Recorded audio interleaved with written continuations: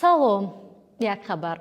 духтари тоҷик Миҷгона Самадова соҳиби медали биринҷи 19-умин бозиҳои осиёи тобистона дар Ханҷоу, Чин гардид.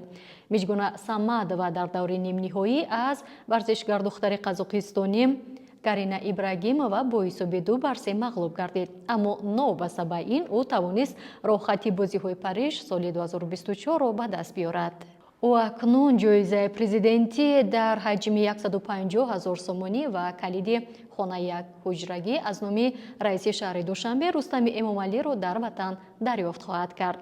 Медали ба дастовардаи Миҷгона ҳафтумин аз рӯи ҳисоб барои мунтахаби Тоҷикистон дар бозиҳои осиёӣ дониста мешавад. қаблан дар ин бозиҳо Сомон Маҳмадбеков ва Давлат Болтаев соҳиби медалҳои тилло, Теймур Раҳимов соҳиби медали нуқра, Хайрандеши Муродзода, Ҳақназар Назаров ва Беҳрӯз Хоҷазода бошад ба гирифтани нишонҳои биринҷӣ даст ёфтанд. Дар ҳисоби медалҳо дастаи мунтахаби Тоҷикистон ба ҳолати 4 октябр дар ҷойи 20 қарор дорад. ёдовар мешавем ки бозиҳои тобистонаи осиёӣ дар Ханҷоу, Чин то 8 октябр идома меёбанд.